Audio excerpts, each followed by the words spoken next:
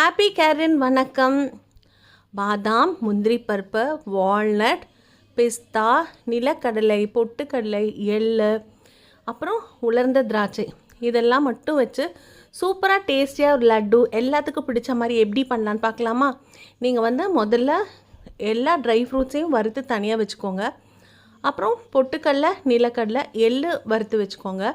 மிக்சியில் முதல்ல dry fruits மட்டும் எடுத்து மிக்சியில் பவுட்ரு பண்ணி வச்சுக்கோங்க. அதுக்கப்புறமா நிலக்கடலை, பொட்டுக்கடலை, எள்ளு இது மூணையும் ட்ரை ஃப்ரூட்ஸ் பவுடரோடு சேர்த்து மறுபடியும் மிக்சியில் அரைச்சிக்கோங்க. நல்லா பவுடர் ஆகிடுங்க. அதுக்கப்புறம் உலர்ந்த திராட்சை அதுவும் போட்டிங்கன்னா எல்லா ட்ரை ஃப்ரூட்லேயும் நேச்சுரல் ஆயில்ஸ் இருக்குது. ஸோ அந்த ஆயிலோடு இதெல்லாம் சேர்ந்து அந்த உலர்ந்த திராட்சையும் கொஞ்சம் இனிப்பும் புளிப்புமாக இருக்கும் பார்த்தீங்களா, அதுவும் இதோட போட்டு நம்ம மிக்சியில் அரைச்சோன்னே அப்படியே, அதாவது நீங்கள் மிக்சியில் அரைக்கும் போது கண்டினியூஸாக அரைக்காமல் கொஞ்சம் விட்டு விட்டு அரைங்க. அப்போ பார்த்தீங்கன்னா இந்த கன்சிஸ்டன்சியில் இருக்கும். உங்களுக்கு கையில் அப்படியே ஒட்டும். நீங்கள் அப்படியே லட்டு மாதிரி பண்ணிவிட்டு அப்படியே ப்ரெஸ் பண்ணிங்கனாலும் உடஞ்சிரும். ஸோ சாஃப்டாக இருக்கும். அதனால தான் நான் உங்களுக்கு அப்படி காட்டியிருக்கேன்.